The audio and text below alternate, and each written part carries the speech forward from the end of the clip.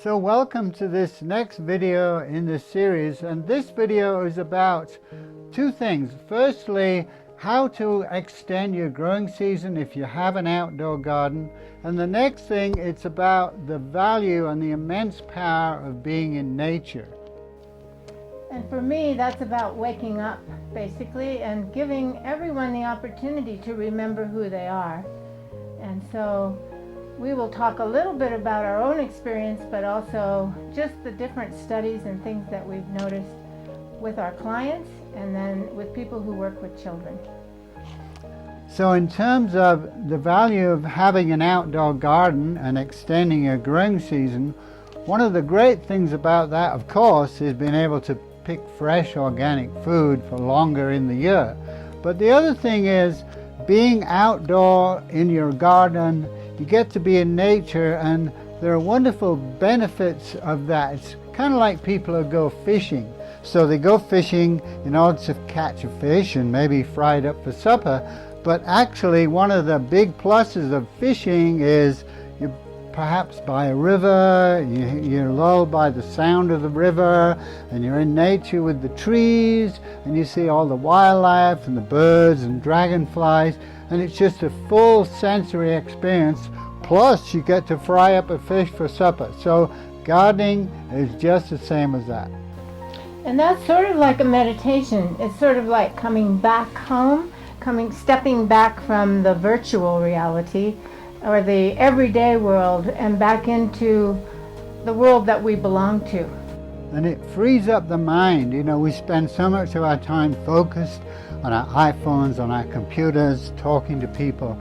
And just being in your garden and playing in the dirt and breathing the fresh air, it just lowers the stress level, frees the mind, and you become much more relaxed and present with the moment.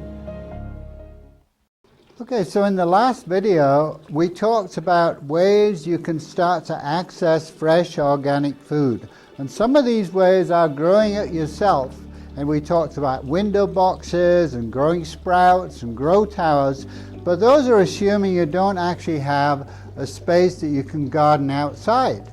But you may well have a little plot, a garden that you can start growing things outside. So gardening is a gift because even on a really small scale, the experience of tending a plant sort of trains your attention.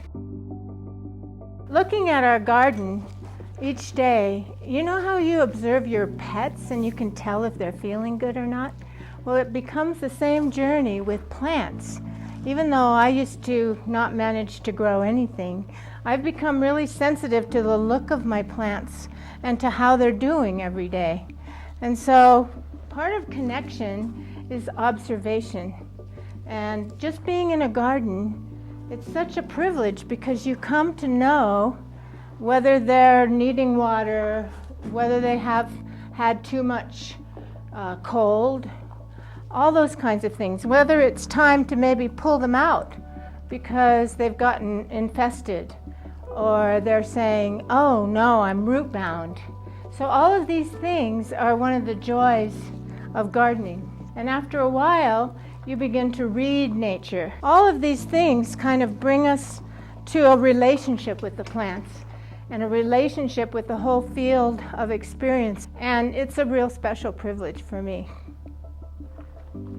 So basically what we're talking about is paying attention.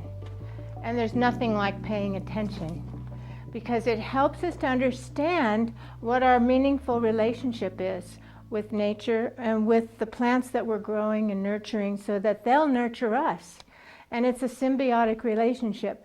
And after a while, you start to feel like you're the one being blessed. Even though you're trying to take care of them, they're actually blessing me and taking care of me. So let's talk about the different ways you can grow things outside.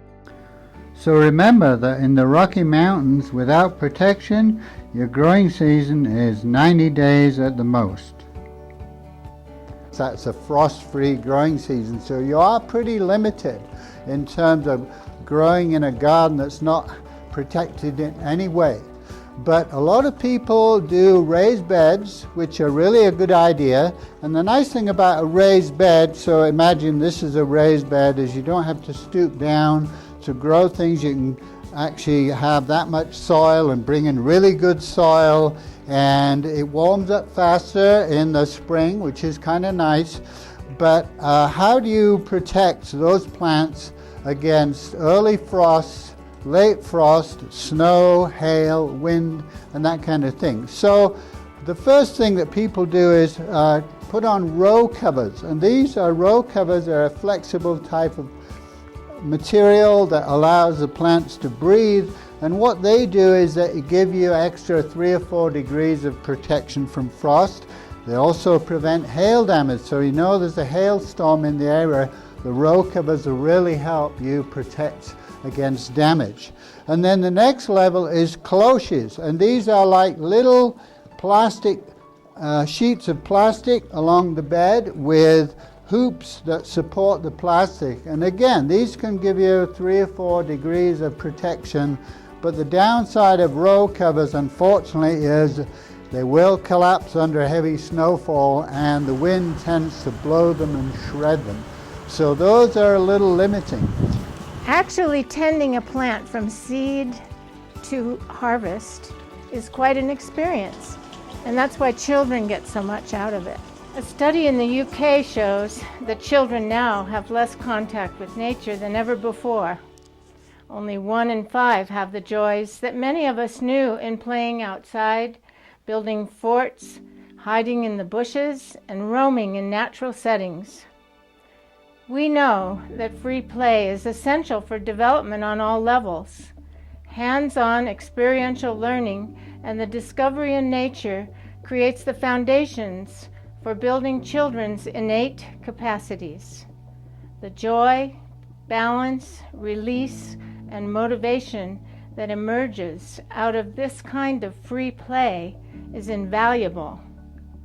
Tending a living plant and the experiencing of the life cycles in nature helps them grow on all levels. Sometimes the garden at school is an essential reminder of the fabric of life that they belong to. So it's kind of like nurturing a pet, really. And I feel like that experience brought me into the kind of focus world of nature connection. And it is like having a relationship. It is beginning to notice what's that plant saying today, you know? And and of course we have to learn through classes or books or whatever, but just developing that felt sense by paying attention, which is necessary if you're going to raise a plant or a planter or a larger garden. People have built what they call cold frames, and this is a square box with some kind of glass or plastic on the lid that lifts up. And you can really grow a lot more in a cold frame. It's a limited kind of space, but you can do 2 or 3 of them, and they might give you up to 10 degrees of protection.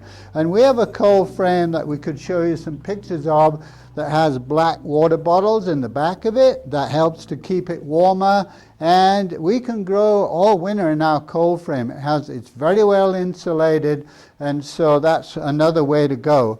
My sense of gardening's value is it's so therapeutic. Like I can be upset, or I can be confused, or need to do something strong in business, and if I come out and I start digging or pulling weeds, I often get all the clarity I need just from that motion and from the physical exertion. And if I don't get it then, I probably get it later, just because I left the mental world and came back to this need right here, right now. Interestingly enough, there have been quite a lot of experiments to actually try to quantify the value and the experience of being in nature. And one of these that I came across was they studied people who were in hospital and whether their window looked out onto an industrial scene or a brick wall versus if their window looked out onto nature. And what they found was people whose window looked out onto nature had faster recovery, they had lower side effects, their moods were better, and essentially it was so beneficial for them. So that was the first thing I read about. So I've been trying to feel into what is nature connection for me and why is it so important. And I feel, first of all, it causes me to relax. So in the same way I talked about taking a big breath, being out in nature for longer than 10 minutes even, your rhythm starts to come back to what's natural. And I think my awareness of myself and my remembrance of myself comes back too. The next thing I read about was they did a study of these students who were faced with a very intense math problem, and they went and solved this math problem, and then half of them they sent for a walk just in a sort of fairly built up setting, and the other ones they sent for a walk in nature. And then they came back and they gave them another test. And the people who had been in nature were much more relaxed, they had a better mood, they felt more calm, and they did better on the second test, and they had a quicker recovery. So the other study I read was done in Psychology Today, and what they found was that being in nature gives people a sense of safety and a sense of belonging. And I actually have found exactly that. Occasionally I would go off camping on my own and be in nature and be really quiet for maybe a couple of days. And whenever I was camping or hiking and I would get to a place where there was no sign whatsoever of human activity, I would feel this huge sense of relief, and I would go to myself, I'm finally home. So it's just an amazing thing to be in nature. So what nature connection means to me is a connection with myself as much as it is the outer world. It means remembering who I am and remembering my connection with all of life. And to be honest, it's really a heart kind of experience. It brings me back out of my head and out of my will and my drivenness into considering a larger landscape of which I'm a part. And so it's humbling, and it brings me back to what I would call my bigger self, my sense of self that's more than my ego, more than my will, more than my agenda, more than my goals. It's kind of bringing me back to what's essential, not only about me, but about life itself. Well, first of all, just doing normal gardening and saving seeds, for example, from this incredible hollyhock and using them every year to grow our garden kind of brings you into a state of being that's calm and somehow healing, just because you're away from technology, you're back to who we are as body, mind, and spirit that's connected to this earth. So this is one of the big special things about being gardeners, is that we get to have that experience even just for a few minutes a day, but it reminds us to breathe and slow down and just enjoy our natural surroundings. And so if you want a space you want to walk into, now we're getting to hoop houses, and those are very, very affordable. Again, they will give you maybe 5 degrees extra protection spring and fall. But again, hoop houses, even though they're really cheap, unfortunately they're really cheap. And they will, in fact, collapse under heavy snow. People have reported that after a season or two, the plastic degenerates, the wind just shreds them, and off they go, and you're buying some more plastic. But that's okay, because, you know, they'll help you out to grow fresh organic food maybe 6 months out of the year instead of three months. So those are good. And then we're looking at other greenhouses. So now greenhouses other than the growing dome, they look really nice. They look lovely and pretty on the catalog. They have glass on them, and unfortunately you bring them, they were designed in England, you bring them to the States, they don't really work. They cook your plants in the summer and freeze them out in the winter. So a greenhouse without putting in a lot of money for heating and cooling is simply a season extender. So it'll enable you to start your plants early in the spring before you put them in your outdoor garden, and then harvest things later into the fall in one of those greenhouses. So that's my ideas on how you can extend your growing season. And in our next video, we're going to show how different our offering is than some of these things. And in our growing dome greenhouse, you can certainly grow all year round without a heater. This is our growing dome, and we're going to show you in detail how it works and how amazing it really is. If we could remember our connection to who we really are through nature experiences, we would take much better care of our environment and our home, which is this planet, this kind of experience, but more than that, the home of ourselves that belongs to it. There's a sense of belonging here. So in this video, we've talked about extending your growing season in the outdoor garden and enjoying fresh food for longer in the year. And the power of being in nature and how vibrant that makes us feel, and how much more high functioning we become when we allow ourselves time to slow down and remember who we are.